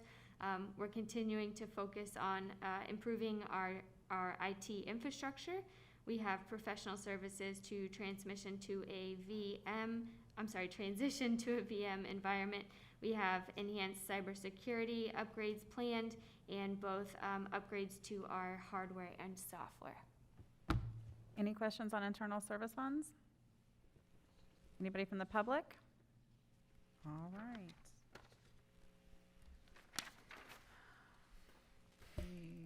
Let's see, we'll skip solid waste and skip the sheriff and move on to miscellaneous. Does that work? Sure. So next we have our miscellaneous funds, starting with traffic improvement fees. Fund 102, the proposed budget is $5,393,920. This is a decrease of about $5.2 million. What we've done here with the new rates that have been implemented June 15th with the new impact fee study, we've gone down from 3 districts to 2. So you'll see Fund 104 there is where these revenues are going to be funded going forward. So in 102, we're just spending down the balance we have in our cash there and funding the second year of our CIE. Fund 103 additional impact fees, the proposed budget is $4,116,188. This is a $98,751 decrease. These are our other impact fees outside of traffic, and the new impact fee rate study did have the majority of those decreasing. Fund 104 traffic impact fees 2020. Again, this is where the new impact fees are going forward. Next, we have rental assistance, Section 8. The proposed budget is $2,476,603, an increase of $67,396. Secondary roads construction, proposed budget is $5,786,597. This is a decrease of about $5.5 million, and this is just due to the fluctuation in capital projects and the rollovers that we do every year. Our tree ordinance fine, the proposed budget is $100,000. This is a decrease of $175,000. This is due to the Jones Pier project and the Hallstrom project that were budgeted in fiscal year 1920. Our tourist development fund, the proposed budget is $898,700. This is a decrease of $174,750. Again, we're projecting a 10% revenue decrease in that fund going forward as a result of COVID-19. 911 surcharge fund, the proposed budget is $1,151,190. This is a $349,497 decrease. This is due to the 800 megahertz project that is currently budgeted in fiscal year 1920. Drug abuse fund, no change there. Proposed budget is $50,000. Moving on to our SHIP fund, the proposed budget is $550,000. Unfortunately, the governor vetoed the SHIP funding allocation for the upcoming fiscal year. However, he did allocate $250 million in CARES Act funding for affordable housing, so we're not sure exactly how that's going to play out. So we've programmed the cash that we have in the fund there. However, we may need to come back with a revised budget in the fall when we know more about that new program. And lastly, here we have our MPO division. The proposed budget is $705,068, decrease there of $10,010, and this is due to the staff turnover that we've seen in that division. So moving on to Native Uplands Acquisition Fund, proposed budget is $315,000. This is a decrease of $282,605. This is due to the county wildfire mitigation project that was implemented in fiscal year 1920. Our beach restoration fund, big amount there, $26,282,035. This is an increase of about $17 million. So this is the first year we are going to plan to do both sectors 3 and 7, 2 sectors in 1 year. We've programmed our FEMA reimbursement revenue in that fund. However, due to the lag time that it takes to receive those FEMA funds, we do anticipate that we will probably need an interfund loan at the end of the fiscal year to make up those revenues in time before we get the reimbursement.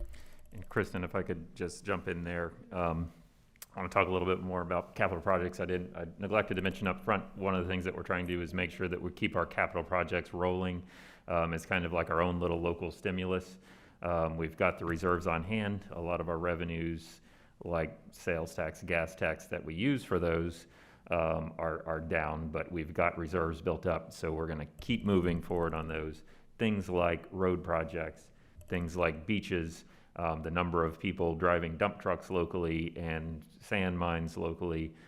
These are tremendous stimulus to the local economy, I believe. We're going to keep those going. Do want to talk a little bit more about beach restoration as well. As Kristen mentioned, we're planning to do sectors 3 and 7. There's been a little bit of discussion about this and our ability to do that. Our goal is to get both of those done. There are a lot of challenges there. We know about the easement situation. I think we had a good special call meeting with Beach and Shores on June 29th. And the board approved, that plan moving forward. I do just want to say the expectation level is very high there, and I just want to make sure that we are being realistic in our expectations, and I have nothing wrong with high expectations. Our plan is to deliver. I do want to point out, Sector 3 is our largest project by far. It's 6.6 miles. Much larger than any of our sectors, like Sector 5 that we did last year. I think it's maybe 2.5 miles, something like that. Not only are we planning to do 2 projects this year, which is still our goal, we also did Sector 5 last year. So we will also be doing 3 sectors in 2 years on this schedule, which we've never done before. Which I'll also add is every single sector that we do beach renourishment in the entire beach preservation plan. We're looking at Sector 4 to see about getting that critically eroded status, so we may do something in Sector 4 in the future, but Sectors 1 and 2 are largely taken care of by the Sebastian Inlet District, which is a great partnership, and we're very appreciative of that.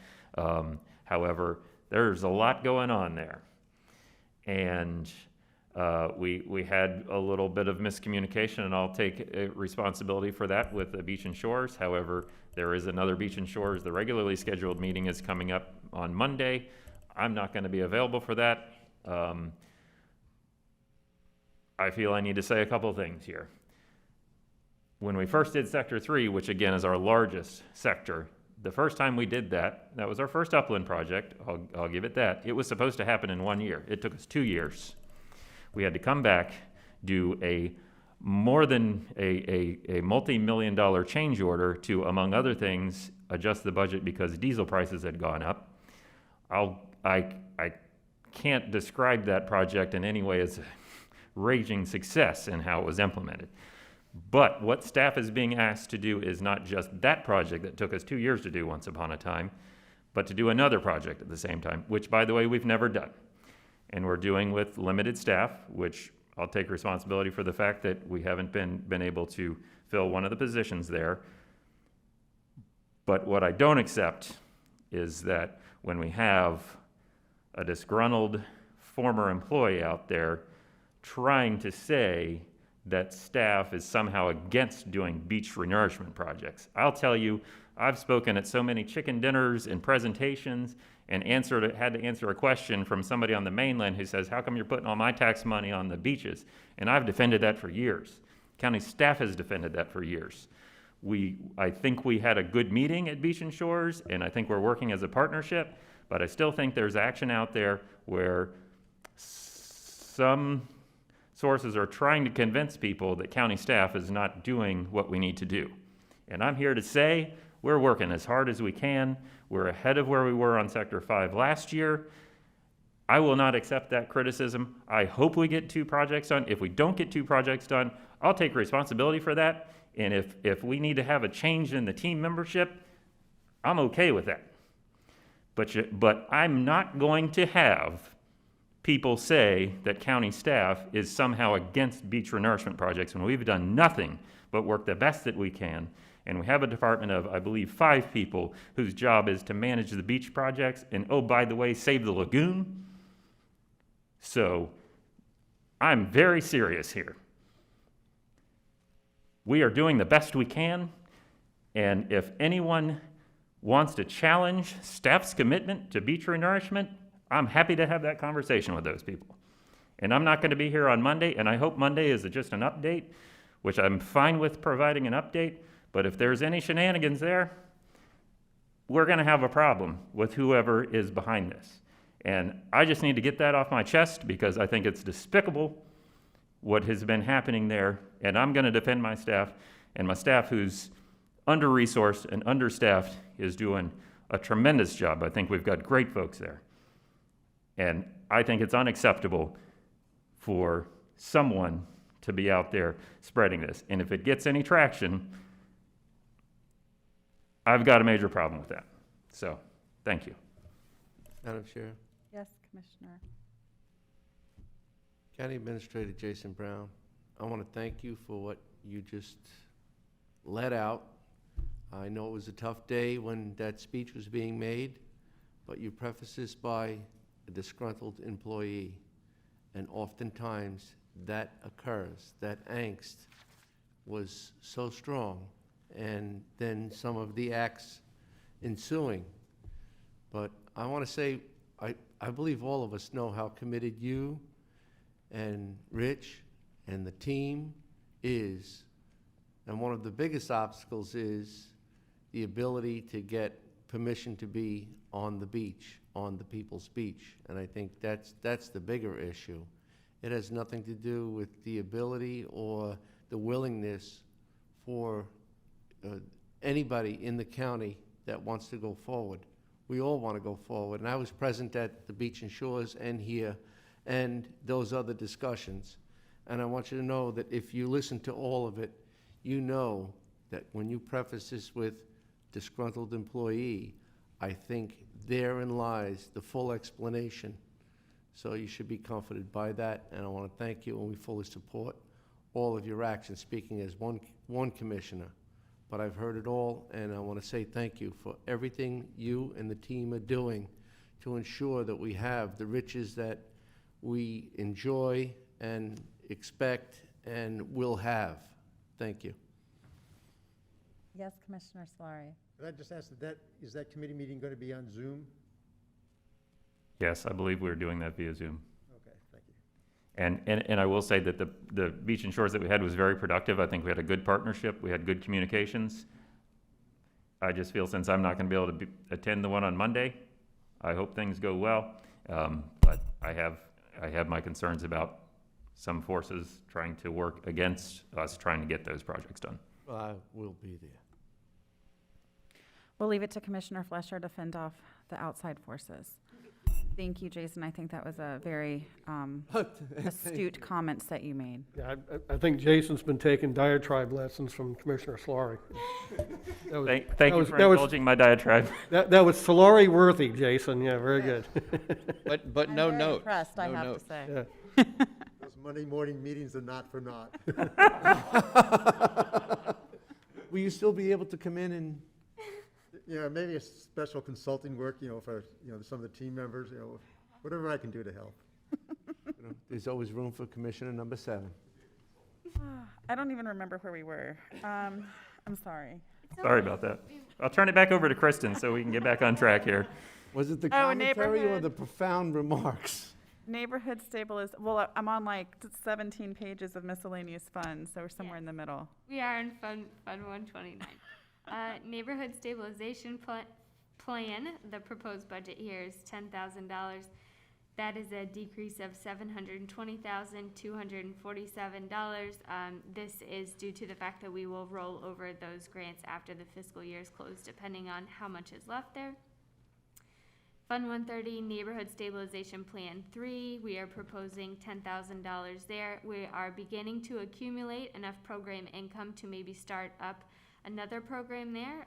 So this is a start, and as those funds become available, we will increase those via budget amendment as well.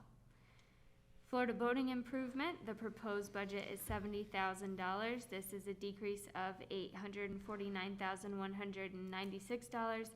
As I mentioned before, in the risk management budget, this is where we transferred out the insurance proceeds for the Wabasso Pier that we had left remaining after we demolished that pier and moved that into the risk fund. Disabled access programs, $20,000, no change from the current fiscal year.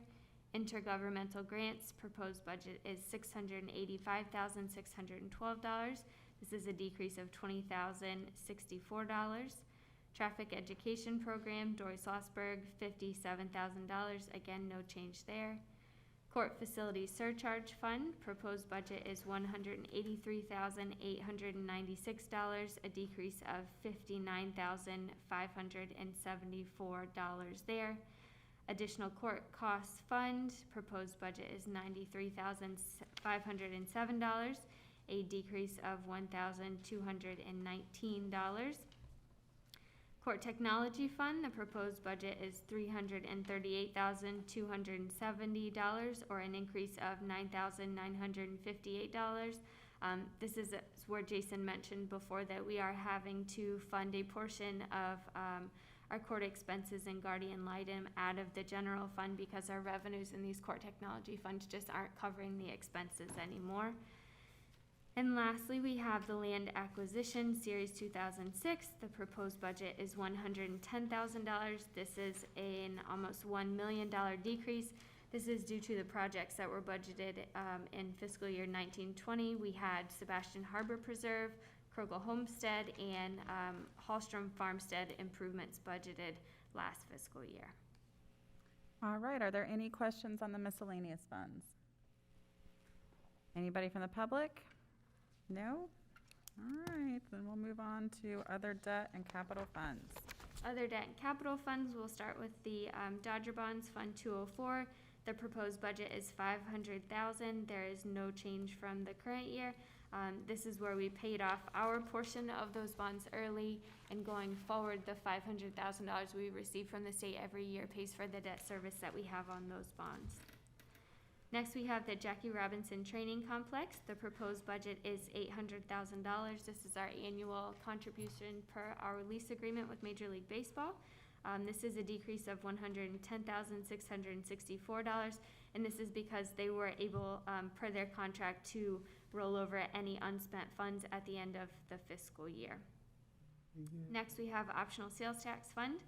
The proposed budget is $25,161,764, a decrease of $30,184,422.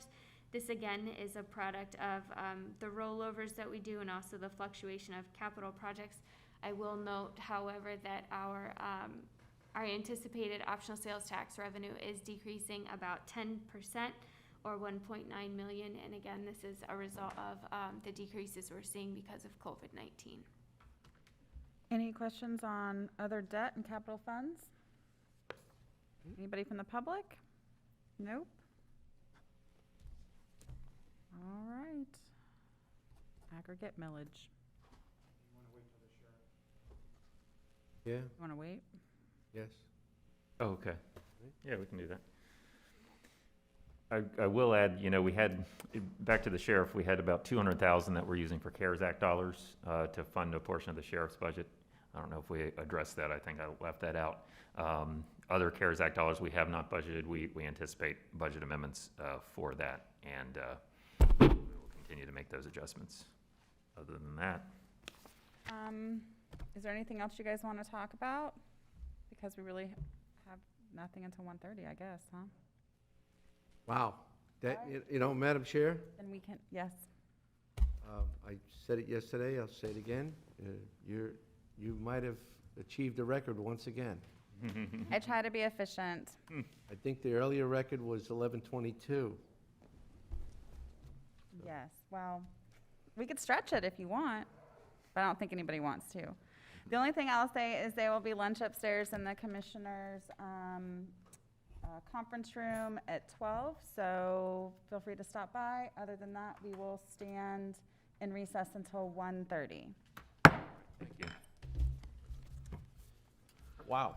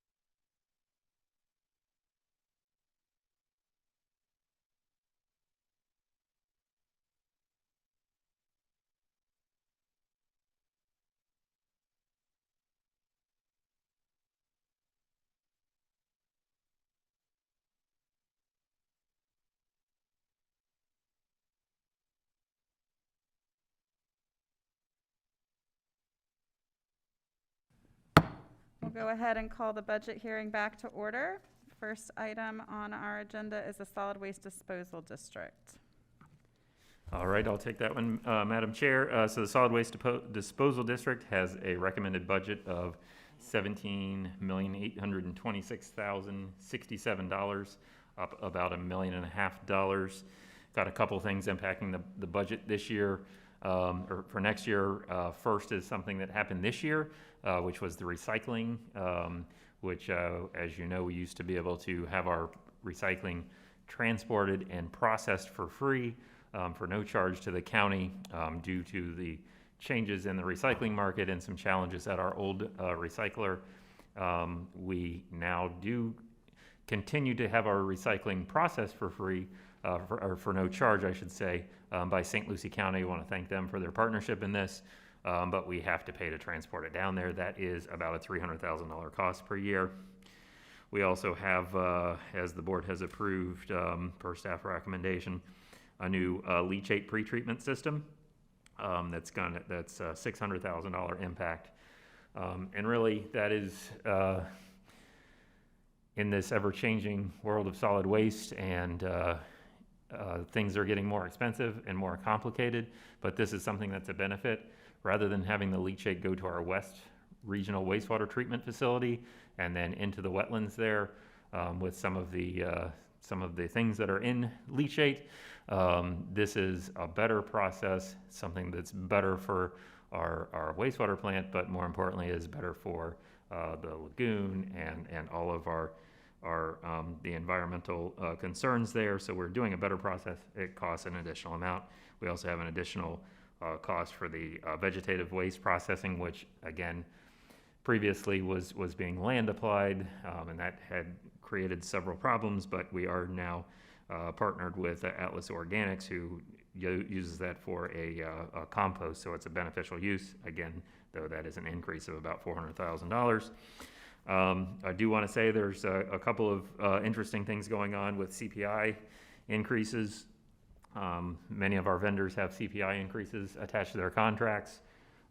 Two of those, Waste Management and Atlas Organics, their CPI is timed to, I think, April, which when we started in this COVID situation, there was a depression in prices, and so actually their CPI calculation was negative 0.4%. What we have budgeted is basically flat. We're talking to those vendors about their CPI adjustment for the next year. But then we also do have Republic Services, who operates the landfill and our convenience centers. Their CPI calculation, I think, runs based on January, and so they have a 2.25% CPI increase that they had requested. Staff has, per the contract agreement, has the ability to approve or not approve CPI adjustment. That approval shall not be unreasonably withheld, I believe, something like that in the contract language, based on COVID and the impacts of that on our budget. We have informed them that we are not planning to provide that CPI increase. They have challenged us on that. I will point out that they did send us a force majeure letter stating that they may not be able to fulfill their contract based on COVID. But I say all that to say we do not have that 2.25% CPI increase included in the budget. If we were to do that, that would be an additional $100,000 in the budget. Other than that, no change in staffing for SWID. We are proposing an increase in the assessment rates. So if you look at the chart there, the residential ERU, equivalent residential unit, fancy way of saying a house, the charge is $124.37 that's proposed. That's up $3.47, or about 2.9% from the current year charge of a $120.90. On the commercial side, it's per WGU, which is waste generation unit, which is 1,000 pounds of garbage per year. That's $44.29, up $2.29, or about 5.5% from the current year. And the readiness to use fee, we're proposing $27.42, up $2.73 from $24.69 this year. So I do want to mention that these increases, this is the most significant increase we have in the budget. Most places we have the millage, or all of our millages are either level or down, aside from the CPI adjustment and utilities. This is our only increase in the budget in a rate that's charged to the public. I will say this will not fully fund those needs. We're looking at utilizing about $750,000 of fund balance here for this year to do this. And that reason is twofold. One is we do not want to increase this assessment anymore on our taxpayers and ratepayers. However, we also, as we presented to the board earlier this month, I believe, that we believe we need to have a rate study done, because we had our real rate study, and the financial model for the solid waste district was established in 1995, so it's been 25 years. Other than adjusting the rate here and there, we haven't adapted that model to our current state. So things are way different than they were in 1995. There are some things that we talked about, like the yard waste and some of the land clearing rates that are either free or lower than they are in our surrounding communities. So we almost have like an attractive nuisance where we're taking in maybe waste from our other surrounding areas, which is supposed to be calculated into the assessment. So our residents are paying that in their assessment. However, we seem to be subsidizing some stuff that's coming from out of the county. So with all that, I think we have proposed, and the board has approved, and we have budgeted the rate study that we believe we need to kind of look at from a holistic standpoint, what the rates, including tipping fees and everything, are at the landfill going forward. So with that, I'll stop talking, and I'm available for any questions. Are there any questions? Yes. Madam Chair, thank you. Jason, on the CPI, earlier today when you gave the typical household and what they would pay, and then you factored in that the property appraiser, the CPI increase for that was 2.3%, I believe. And then when we got to our nonprofits, it was minus 0.4%. And then when we did the utilities, that was 1.5%. So the CPI is like all over the place. And it just seems to me that we want to pick, a month for all of these. And I know that we try to do this when you sign the contract, but if we sign a contract in September and we've picked January to be the CPI month, then we just prorate that by, how many months or whatnot. And that way we won't get in the position where we've got waste management, one of our waste haulers, at a minus 0.4%, and we're telling them that we want them to honor that, but yet we public at 2.25 increase, we're saying we don't want to honor that. So I think we want to put every CPI should just be the same number, not have 8 different CPIs for every month, every other month. So I would just suggest that if there's a way that we can start picking an annual month, and I don't care which one it is. I mean, we'll pick one, but that to me will be cleaner. Then we won't be pitting one contract versus another because they got different numbers. Yeah, it's a good point, and it's more of an issue this year than it's usually. The CPI kind of muddles along pretty well, but with coronavirus, it's bumped. That definitely makes sense. We have a lot of different contracts. We'll have to adjust to that as we move forward in contracts. It'll take time to. But you're exactly right. If it's January, let's do January, or it's January for everybody, or whatever that month is that makes the most sense. So yeah, we'll look. In my mind, I think that would be a cleaner way to go. But okay. Commissioner Solari? Thank you, Madam Chair. 2 things. One, Jason, I'm not sure if I agree with you on the Republic, so that's a discussion we can probably have at another day. Okay. Following up on what Commissioner O'Brien was saying about the CPI, the Wall Street Journal had an article today that said that U.S. consumer prices rose sharply in June while states were broadening their efforts to reopen, and it went up 0.6% for June. So huge increase. So part of my discussion with the Republic is that we can't pick the month we want. If it's in the contract for 1 month, I think that's where we have to go. The second thing is, as far as the increases in the rates for the solid waste, I believe they're appropriate. I don't think that people realize how much extra environmental remediation is costing solid waste and some of the utilities. The leachate problem has been very expensive. Remediating nitrogen and phosphorus is hugely expensive. And I was wondering, I don't know if it's possible, to get some idea of what our total regulatory costs are for solid waste, you say, going forward 1 year to what they were historically. Because, yeah, but if it's difficult, I don't want to do it. But if it's something that's reasonable to do, I think it would be very telling. Because my guess is the environmental remediation costs have more than doubled in the last 5 years. And that's a cost which is going to continue to go up and be a driver in the cost of the solid waste as well as some of our utilities. So, thank you. Yeah, we can definitely try and pull that together, and it is significant.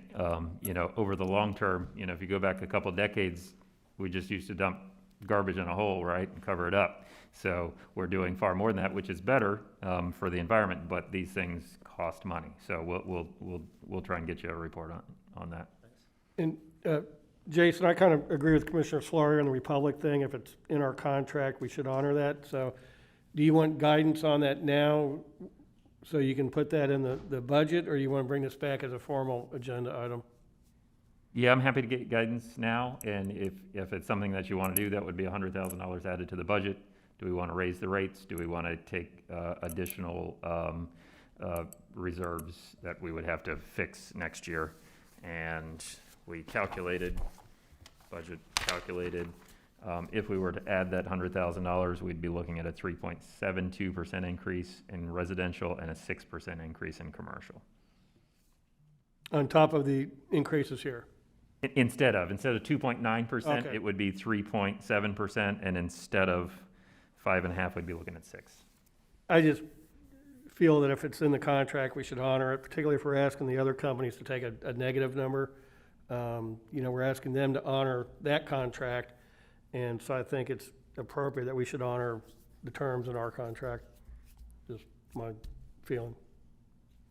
So Waste Management, because theirs were in April, they're gonna give us a price reduction, the point, whatever it was, 4.2 or something. Right now, so what it is It's a they can reverse. ask us for an adjustment, and they haven't asked us for a downward adjustment, which I wouldn't either. We have reached out to them to say, hey, the CPI went down 0.4%. We're not so much interested in decreasing theirs. My biggest concern is, I think that situation is, I mean, already with what Commissioner Solari is talking about, I think that's going to be unwound by next year. So we need credit for the 0.4% for next year's price increase. So let's say if the CPI goes up 2.4% next year, they don't get that 0.4 because we didn't take it this year. Okay. So they would get 2. That's really where we are. We're not really wanting to ask them for a decrease. We just want to make sure that we get credit for that 0.4 next year. Just make sure that everybody understands that and is on the same page. Yep. Do you need is that, I think we got general direction. I just don't know if we want to adjust the rate or. do you guys have a desire of whether it's adjusting the rate, taking money out of reserves? Blah. I'd be happy to get the recommendation from Jason if he wants to make one. Where do you feel more comfortable, Chair? It's not a huge difference, 2.9 to 3.7, 5.5 to 6%. I'd say make the rate adjustment. It's not that much different. With the rate adjustment. Yeah. Good with that. And Okay. It sounds like there's general consensus. and on that house, just instead of 4, oh goodness, just to put it in real terms, it's not a huge increase in the typical house. I mean, you're looking at a couple dollars. Yeah, it's going from $2.17 to $2.80, $2.17 increase, as we've proposed, it'd be $2.81 a year. So it's not a huge difference. I'm good with the rate change. Okay. Any other questions or comments on this? Anybody from the public? Oh, that's right, it's a public hearing. At this time, I'll open the public hearing on the solid waste disposal district. Anybody from the public wishing to speak on this item, please come to the podium and state your name and address for the record. Seeing none, we shall close the public hearing. All right. So that gives you the direction you need on that item. All right, and then the sheriff was kind enough to show back up again today. It's a pleasure to see you twice in one day, Sheriff. For the team. We are gonna miss you so much. We wanted to get the full thing. You feel it too? I understand, yes. Well, this just gives us another chance for a tearful goodbye, so. Oh, okay. I just wanted to say I was remiss earlier and not mentioning our command staff. Under Sheriff Jim Harpering is at the office working on some things with Dylan from yesterday's events. Major Selby Strickland has been with us 30 years. He's in the county jail, managing the jail. To the back is Major Milo Thornton, been with the agency over 20 years. Our junior CFO, Amy Markford, is here. This is her 1.5 budget year, so she's doing really well. Captain Lonnie Rich is over road patrol. He's a University of Miami fan. And of course, Major Eric Flowers, who's over the balance of the agency. So I just want to say thank you, and couldn't do it without this team behind us and the team back at the office. So Milo, were you here to hear Dylan's Milo Thornton story yesterday? No, sir. You missed a chance to give him a ticket. You know that, don't you? Good answer. Dylan, if it matters, I asked Milo about that at 7 o'clock this morning. He says he didn't remember you. You scooted in under the radar there, Dylan. Need anything else? Anybody Thank from you. the public for the sheriff?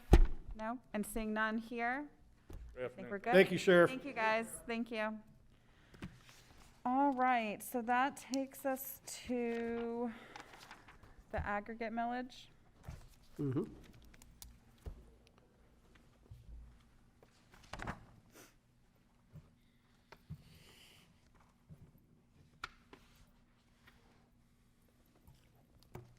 All right, so the proposed aggregate millage for fiscal year 2021 is 6.1195 mils.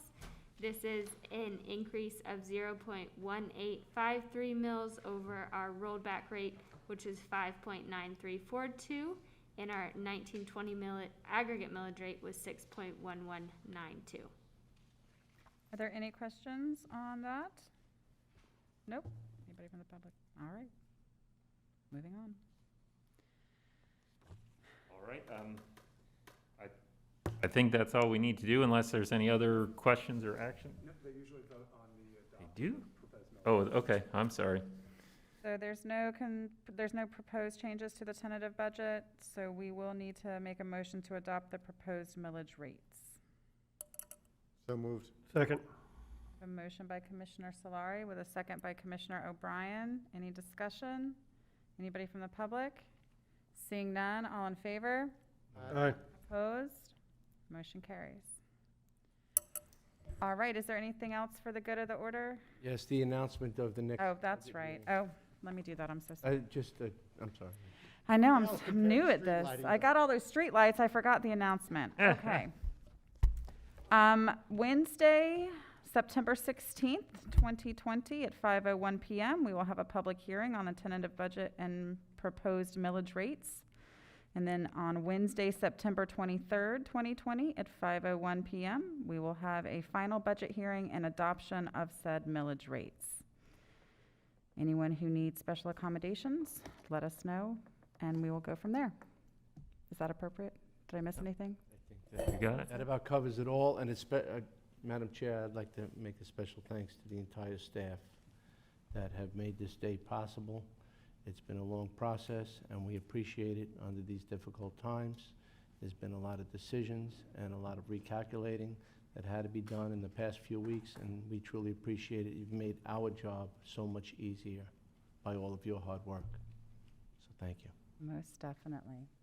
And with that, And I just want to thank the board for your leadership and guidance, and thank staff, budget office in particular, Kristen, the whole staff for working in a lot of unprecedented things going on here. And thank all the departments, county employees, constitutional officers, and all of our partners in this. So thank you. wonderful. Thank you very much, all of y'all. All right, we stand adjourned. Another record.